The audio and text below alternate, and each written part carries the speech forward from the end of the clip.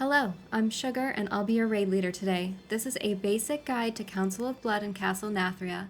This guide is meant to get you through week 1. This encounter is a single target fight because anytime a boss dies, the remaining heal to full HP. At the start, all the bosses will have base abilities. When one council member dies, the remaining gain an extra ability. When 2 of 3 bosses die, the remaining gain a final ability. Because of this, the kill order is Frieda, Niklaus, then Stavros. To start, have one tank pick up both Frieda and Niklaus while the raid spreads loosely in front of them. The off tank should pick up Stavros and position him slightly behind the raid because of evasive lunge.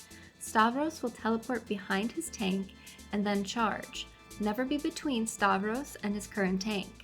Tanks will need to swap positions between Stavros and Niklaus after each evasive lunge and duelist riposte, as they both increase damage taken by 100% when hit with that same ability again. DPS should focus on interrupting Frieda's Dreadbolt volley. If this is missed, healers will need to dispel and potentially use raid-wide CDs if the stacks become too high. Healers will also need to spot heal any players that are targeted with Drain Essence. Niklaus will summon a dutiful attendant that will put an unyielding shield on the lowest HP council member. Nuke this ad while still maintaining your interrupts on Frieda. When Stavros casts Dark Recital, 2 players become linked together and must keep moving while staying within 8 yards of each other and dodging swirlies targeted at them under their feet. They should run away from the raid so other players do not have to deal with the red swirlies. When a boss reaches 50% HP, a dance phase occurs. You will see a spotlight somewhere on the dance floor that you need to run to before the dance starts. Only you can see your spotlight. If you do not reach your spotlight in time, you take damage every second until you reach it or die. The spots are random and you may have quite a run to reach yours. Once the dance begins, you need to mimic the minions on the dance floor by using your movement keys. When you dance correctly, you gain fancy footwork, a nice stacking haste buff. If you fail a move, you lose your haste buff and suffer damage every second until you correct your footwork or the dance ends.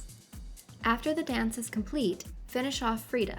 Healers should rotate healing CDs here because of stacks of oppressive atmosphere. When a boss dies, these stacks are reset. Once Frieda's eliminated, Stavros and Niklaus will gain extra abilities. Stavros will summon pairs of dancers for the Waltz of Blood. Avoid being in their path and position the raid away from them as needed. Niklaus will summon begrudging waiters that throw food. Bring these ads into melee range and cleave them down. Healers will need to spot heal anyone who is targeted with throw food. At 50% HP on Niklaus, you enter another dance phase and then come out to finish Niklaus off. Healers should be prepared to rotate CDs again here because of oppressive atmosphere. With 2 council members dead and only Stavros remaining, he will gain the ability 2 left feet, slowing anyone who is moving or jumping. The only way to reset this is to stand still. He will also call Waltzing Venthyr to the floor that deal damage to anyone within 11 yards of them, with violent uproar. I'm not sure if these need to be DPS down or if they explode and remove themselves from the fight. At 50%, you will do your last dance phase, handling it the same as before, and finishing the last 50% HP on Stavros once it ends.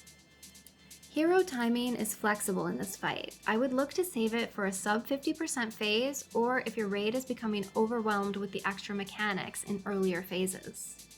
I hope going over the basics of this fight helps you as you adventure in Castle Nathria. Okay, bye!